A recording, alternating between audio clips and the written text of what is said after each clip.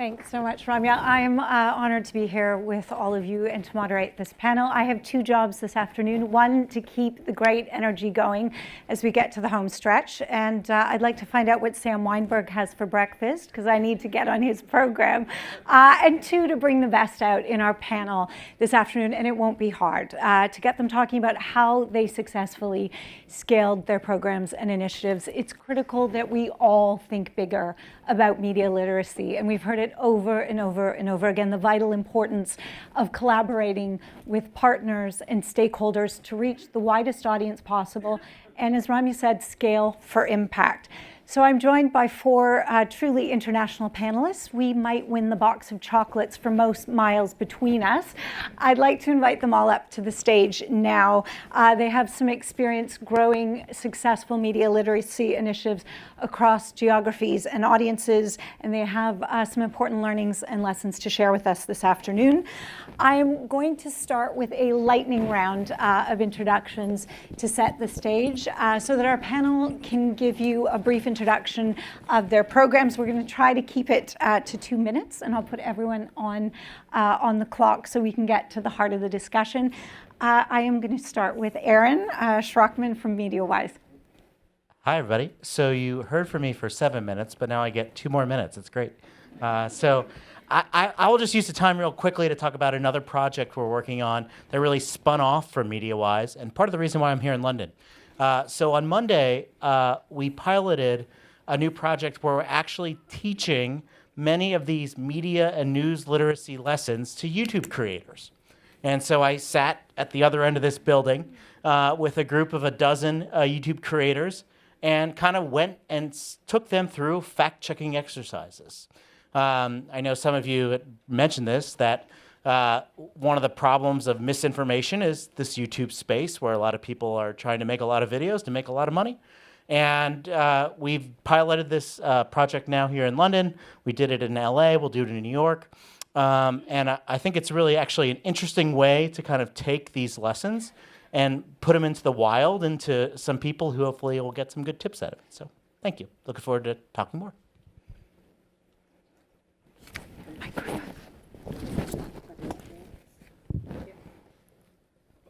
You're welcome. Well, first of all, I would like to thank Google for inviting us to share our best practices and, more importantly, to support the program that I'm going to talk about. I will go back to Madrid with a lot of learnings from today.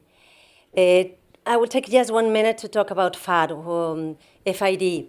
We are a non-for-profit organization focused on youth development. It has been in Spain for the last 32 years.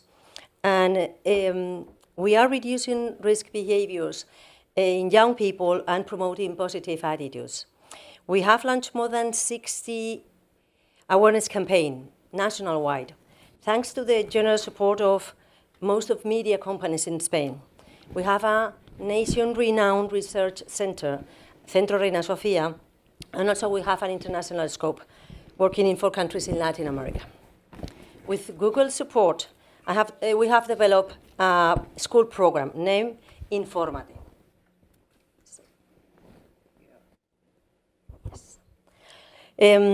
Which means get informed, the value of critical thinking. It will start in September, next September, in 2 weeks. The goal is to reach 30,000 teens, so people from 14 to 16 years old, which represent 7% of the total population of that age in Spain, in 2 years. And it's going to be based on these 3 elements: watch, play, and do. Watch the videos made by journalists showing how they use critical thinking in the daily work. Decisions as like images of the world that they will show in a news, or content to select daily in a newscast, newspaper, opinion versus information, all these things. Also a game, eraser. I will show a quick teaser at the end. And then do. Before, somebody was talking about the power of doing things. This, if you start learning with showing how professionals are doing things, then you play. and then you try to do it yourself, the learning is deeper. So we will have 3 positive alternatives. Will be written content, visual content, and social media content. Also with the support of mentoring, the journalists that will mentor the program, the contest, the competition, and with a final fun event at the end with the participants and winners. Let me show the...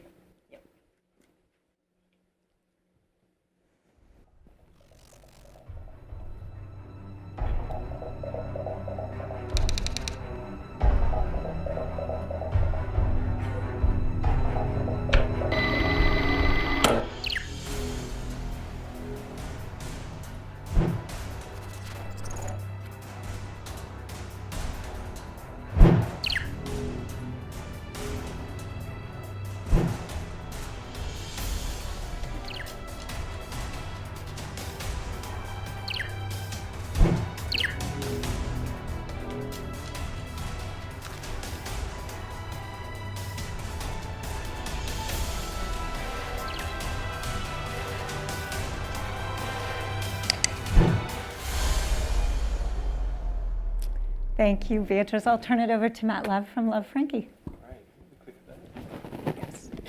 Perfect. Click on that. Thank you very much. Hi, everybody. My name is Matt Love from Love Frankie. I'm here representing Asia Pacific, although I might not look like it. I'm based in Bangkok, and we actually were a bit of a unique program.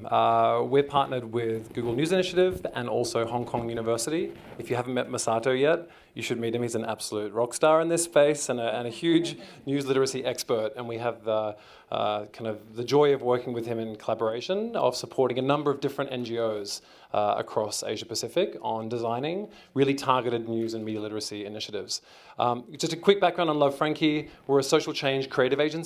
So we actually support different initiatives across Asia Pacific on a whole range of issues, from digital citizenship and literacy, news literacy, human trafficking and migration awareness, gender equality, LGBT rights, environmental protection, etc.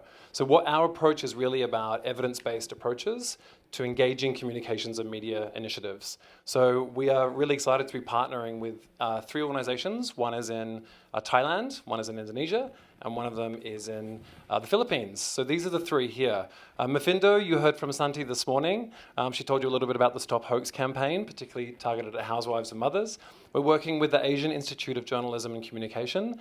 These are a Philippines-based organization, particularly focused on training of teachers to go out through a program partnered with the Ministry of Education, so that these teachers are equipped with tools and assets and media materials to do outreach through the school system.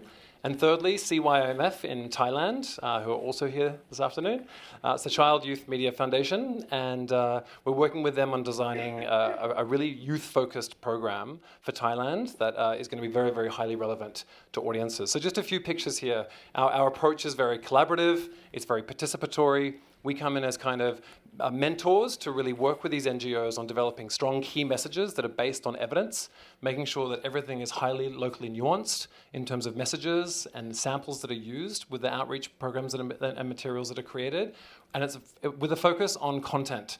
So content creation, we really feel like, particularly in Asia Pacific, has huge power to engage big numbers of people. And not only engage big numbers, but really engage them in this discourse around these issues of news literacy. So very excited to share some of our experiences today. This is an ongoing program. We're only about 2/3 of the way through, so I can't report on all of our impact just yet, but really excited to share how we're scaling some of these initiatives. Terrific. Thanks, Natalie. Thanks, Matt. And we have Patricia Blanco here from Brazil. Hello, everyone. It's been, for me, an amazing day with all the experience that you share with us, and I hope we can be together, this global network of media literacy that, for me, is very important to keep in touch with all of you. But first of all, I'd like to introduce our 2 coordinators from Educamedia, Daniela Machado and Mariana Ox. They are amazing partners that I hope helping us to build the media literacy program in Brazil. Well, to start, Educamedia was created and launched by Palavra Aberta Institute.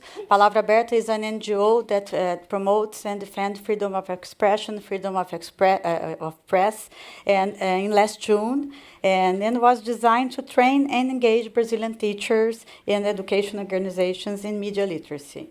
Our goal is to develop a strong media literacy program to help teachers and policymakers to combat disinformation and to prepare this generation to quickly analyze and the information they consume online and offline. We think media literacy is for all, not only for digital, but also for newsprint and for every information that we see in the city and everywhere. We adopt a multi-stakeholder approach to present and promote media information literacy based in two pillars: content and engagement. In the content area, the first thing we did was to create a curriculum based in three areas that we are working in. Read, to teach how to quickly analyze media message and information literacy. Write, focus on self-expression and digital literacy. And participate, to teach how interact with others in conscious, safe, and responsible way. We say that media literacy will help to keep freedom of expression in the ethical and responsible way. We think media literacy as a layer, not as a discipline only, but as a layer and to help to identify and the youth to communication, the various formats. And in the other pillar, that is engagement, our actions are focused in teaching training, supporting policymakers, advocacy, create awareness, and community building. Nowadays in Brazil, we have a lot of challenges, as you know, but we also have a lot of opportunities, such as the Brazilian new common curriculum basis that is nationwide compulsory curriculum that includes media literacy skills in what they called media journalism field. And we see this as a gateway to media literacy, to put media literacy in the schools. And also we have the increasing concern to combat misinformation and disinformation, and also the authorities' concern to implement public policy that improve the information environment. Thanks so much, Patricia. I will end the introductions with a brief CJF commercial, if I may. The Canadian Journalism Foundation is a not-for-profit based in Toronto. We work across the country with news leaders. We work with the GNI on other partners on research, awards, fellowships, news literacy education, and more and more audience education initiatives around the importance and value of news to our democracy.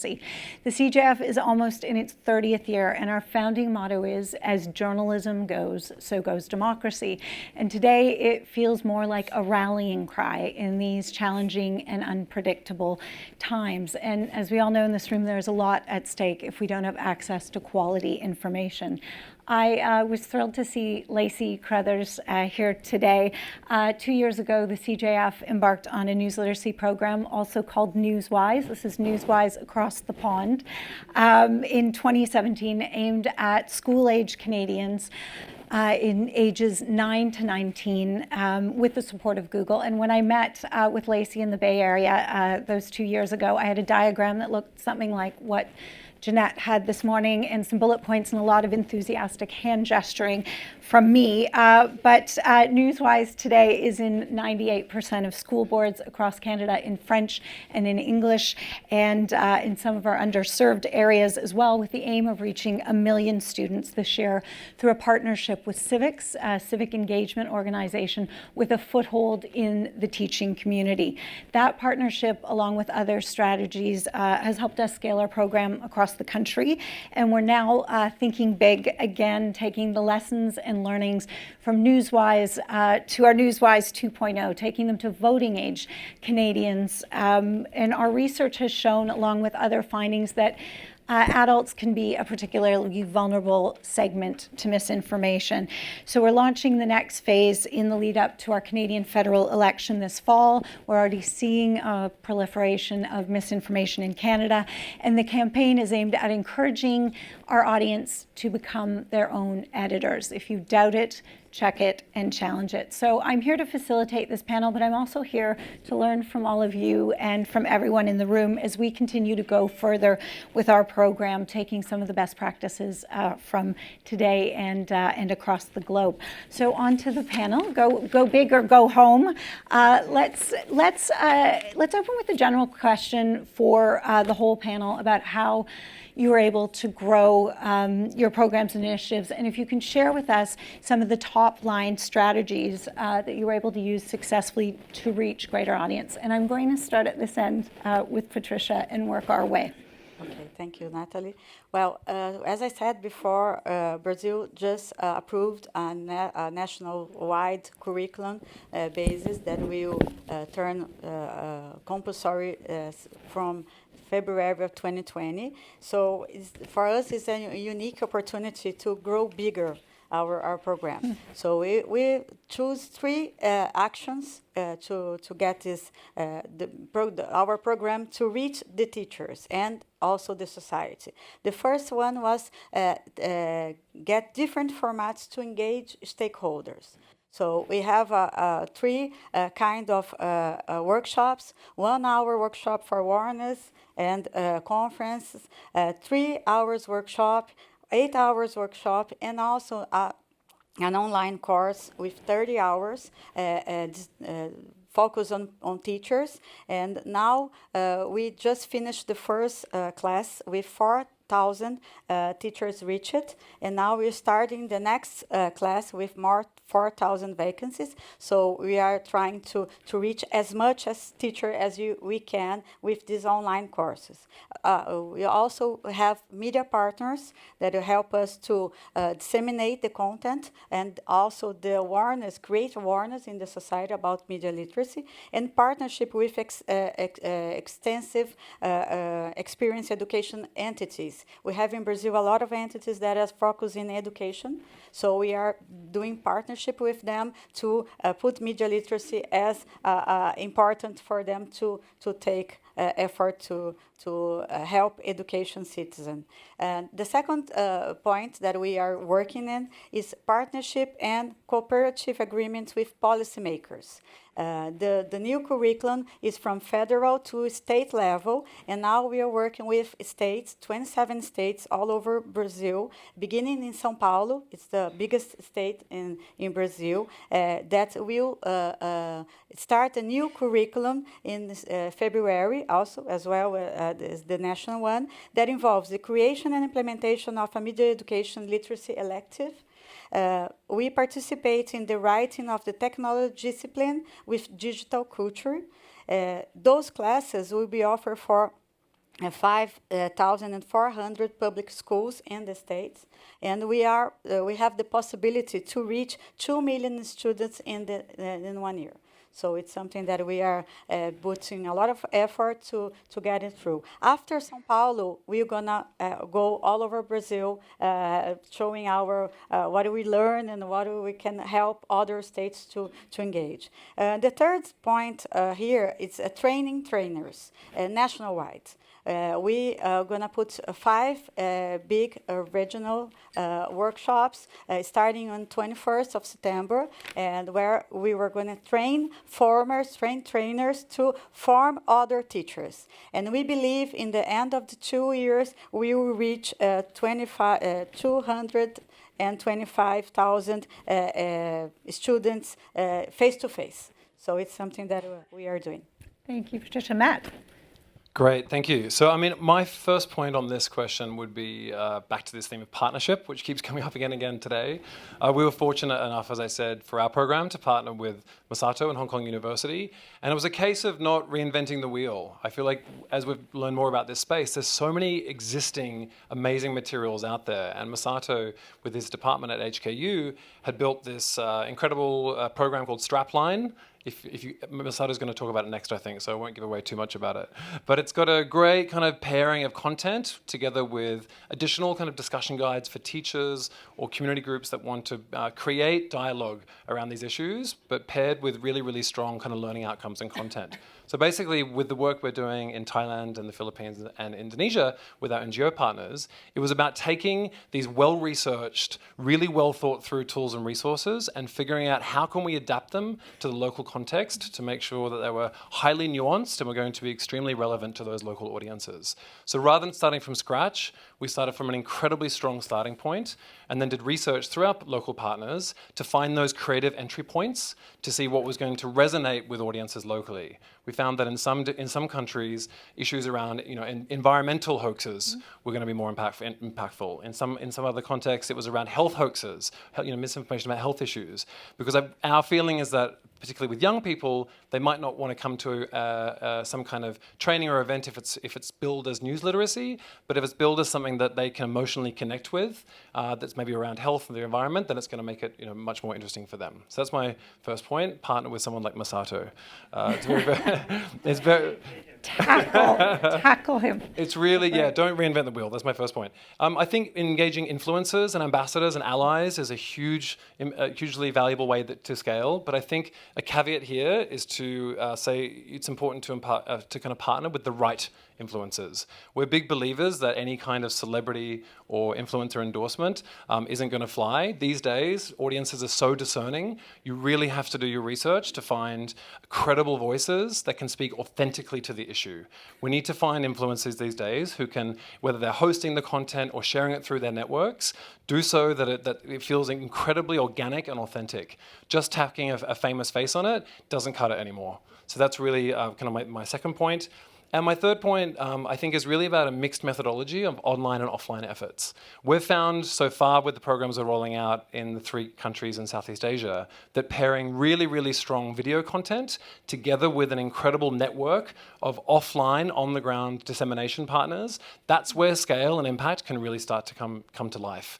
So as I mentioned in my opening kind of monologue, we always believe in strong tools and materials and content and assets being at the center of any kind of outreach or educational campaign, but building that partner network of offline actors, whether it's through Ministries of Education or CSOs, whatever it might be, that's where you can really get that scale. Working with partners that know local audiences through their existing on-the-ground networks. So yeah, they'd be my top few. Thanks, Matt. Beatriz, can you tell us about some of your top-line strategies with FED?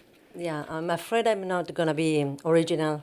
So the 3 elements are to scale is, first of all, a partnership with key stakeholders. Secondly, to have an attractive school program. And thirdly, to have an online and on and offline strategy, as Matt was saying. So the key stakeholders, we have a partnership with the state and local government, also with the educational institutions. Also, we have experts on fact-checking on board as allies, also philosophers and journalists. The Queen of Spain is an advocate of our program too, because before becoming the Queen, she was a journalist too. So, and she really are engaged with this program. And most importantly, we have the partnership of the most of the media companies in Spain. They have an active role. They belong to the board of directors of board of trustees in our NGO, and they are very committed to this program and have several roles. They support us developing the content, as the videos that we were saying before, also disseminating and communicating the program, also the mentoring. They are providing visits to the participants, so they are doing a lot of things in the program. The second point, I was saying, the very attractive program. We saw the game. Yeah, we feel like we have to really engage students, have to make it very attractive. So through gamification, videos, contests, all these things, we have some experience on school programs, and we know that those kind of things works.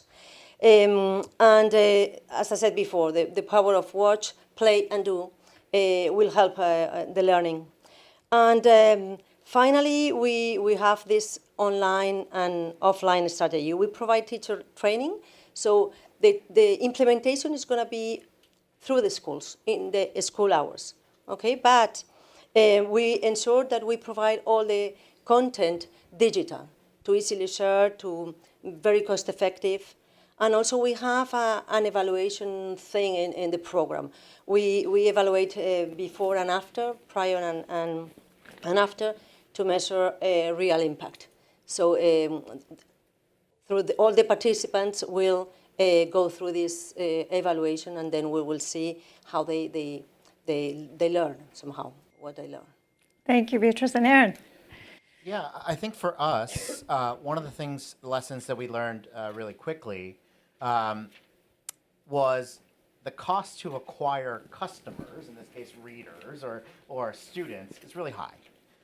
And so we had to make a decision really early on. I remember early on in the project, we were thinking about our budget, and one of the fundamental questions was, what are we going to do with those teen fact checks? Where are we going to put them? And the obvious answer for everyone was, we will build Mediawise.com. You will go there, you will see the videos, and you will be taught, and the world will be cured. That was, and of course, we know that none of that is true, starting with the idea that the audience we ultimately want to reach, middle and high schoolers, aren't ever going to go to something like Mediawise.com. And even if we got them to do that, the cost to do so would be so great that we'd run out of money and time. And so we had to make kind of like swallow our ego a little bit, I think, and say, we're going to go directly to platform with this, YouTube and Instagram primarily, and Snapchat.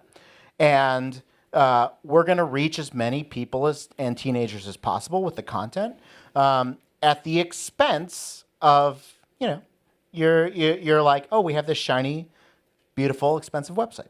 And so I think that was lesson one for us. The second thing I would say is that, gosh, when you're in the kind of the trenches on day to day on this, you work so darn hard. And it's sometimes hard to see the wins out of it. And so we had to, I think, realize that not only do we have to go on the platform, we have to go where the customers have already been acquired. So last week, or 2 weeks ago, our team flew out to California to train a school. And it was through a partnership with a presenter on the Today Show, one of the big morning shows in the US. She was going back to her school for the first time in like 10 years, doing a back to school program. And she helped us teach media literacy and news literacy to that class. It'll then be amplified to an audience of millions. And that's a big win for us. And so I think my other lesson would be, moonshot. We saw it in one of the last slides. You got to have them, and you got to aim for them. As much as you're kind of working in the coal mines, you also have to think about how you're going to cure cancer or media literacy. Thanks, Aaron. I'm going to circle back to Matt for a second. We talked about successful strategies for scale, but one theme that's come up in a few presentations is how do you do that well across geographies? So you mentioned Indonesia, the Philippines, and Thailand. How do you roll out programs across different cultures and geographies? For sure. This is, I guess, a thing that's come up a few times today with, resources and tools that might be available, but not in local language. So I think for us, we always look at a couple of things. One is language translation, but then also cultural and kind of social translation is just as important. Kind of touching on my point from before, we've seen so many resources in different sectors that are translated into Thai language or into Bahasa Indonesian or into Tagalog in the Philippines, but actually it's the social and cultural norms that need to be translated along with the language itself. So for us, that obviously takes research, quantitative and qualitative research, to really understand the drivers and motivations around certain behaviors, particularly online behaviors. So I think for us, that's a really, really key point. And I think, it's just, it's something, if you're looking at different geographies, back to the point of local nuance, we're such believers that hyper kind of targeted content is going to have the most impact. So for example, Shanti shared this morning from Mafindo in Indonesia, they've decided to focus on housewives and mothers. Yeah. And that's because it was found through our research and through our discussions with local groups that actually it's mothers that really are the kind of matriarchs of the household. And they're the ones that are teaching and influencing the conversations that are happening in that family setting. thing. So that was kind of really through quite a guided approach that we landed on, let's go with mothers and housewives, because not only are they the ones that might be sharing misinformation and fake news, but they can also influence very, very strongly within that traditional family structure and looking at the role of that kind of more communal sense of learning. So yeah, I think that's what I have to say about local geographies. It's really about honing in on what's going to resonate locally. And just to say again, I love what Destin said this morning about finding something that's going to connect with hearts. We can get to the facts, we can get to the awareness, we can get to the issues, but if we can really connect emotionally and to tap into that heart space of the audience that we're trying to ultimately engage with, that's going to have the most impact. So understanding what motivates people. Passion, exactly, finding those passion kind of entry points. That's a hyper-local thing. So it's going to look very, very different even within a country, even within Brazil, I'm sure. I'm sure that in different parts of Brazil, you're going to tap into different kind of, heartstrings of really engaging people on that point. So yeah, that's what I have to say about geographies. Wonderful. Well, it's terrific to hear these steps to success, but I'm sure you've all experienced some dark days, some trials, and some challenges along the way. So I would like to hear, and I'll open this to the panel, some of the pitfalls and challenges you've encountered to launching a big idea and a big project on scale, and how you overcame those challenges. And I will open that up to the panel.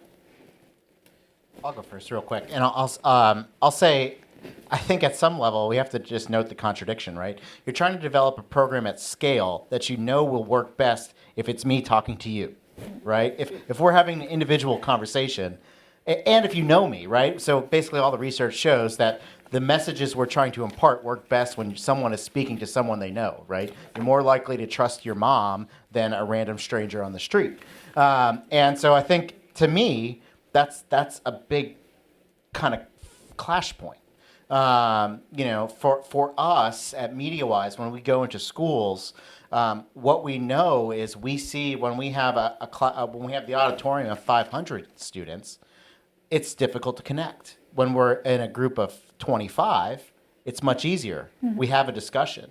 The difference is 475 students don't get anything, right? And so I still struggle with that as far as when we go out, how do we strike that balance by trying to reach as many and touch as many people as possible versus trying to have those deeper, kind of more emotional connections that actually I think can produce better longer term impacts.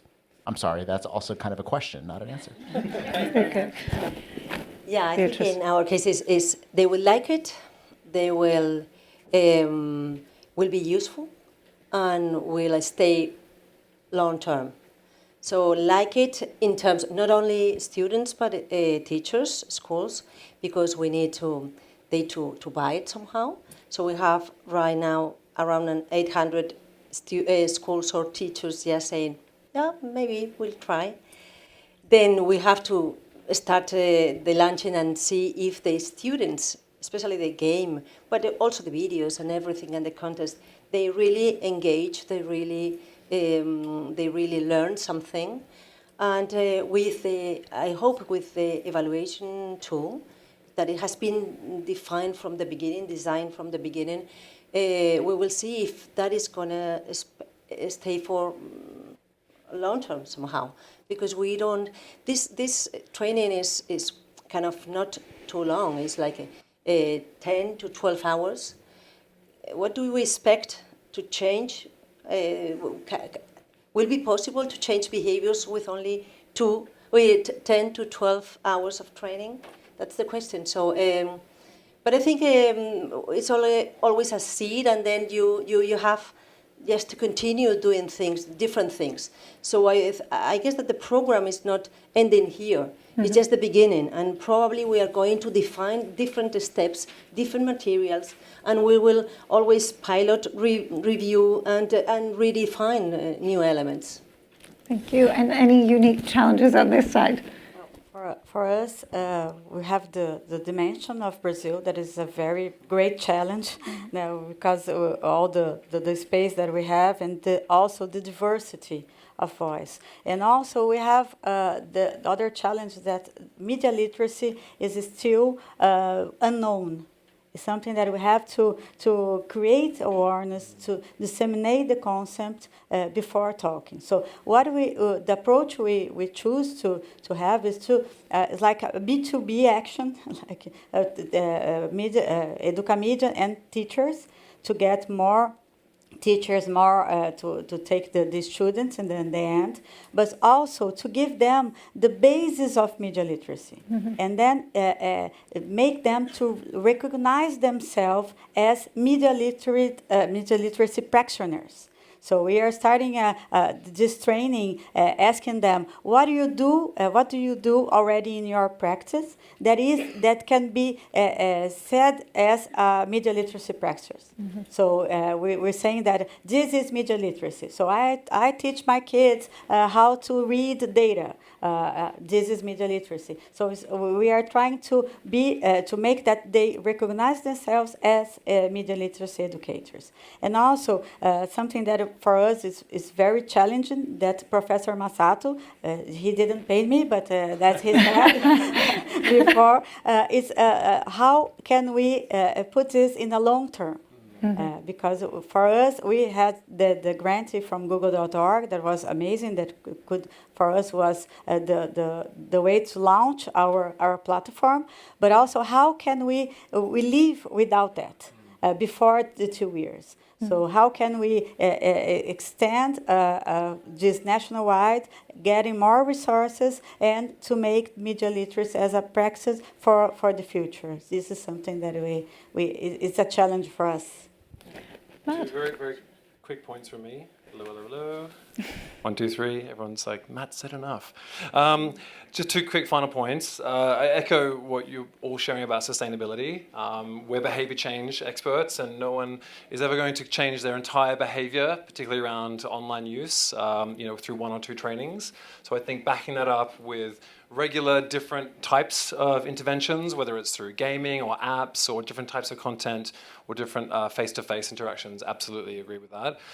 So G and I, please continue to fund these initiatives. It's really, really important. There's been some fantastic things shared today. We'd love to see those continued.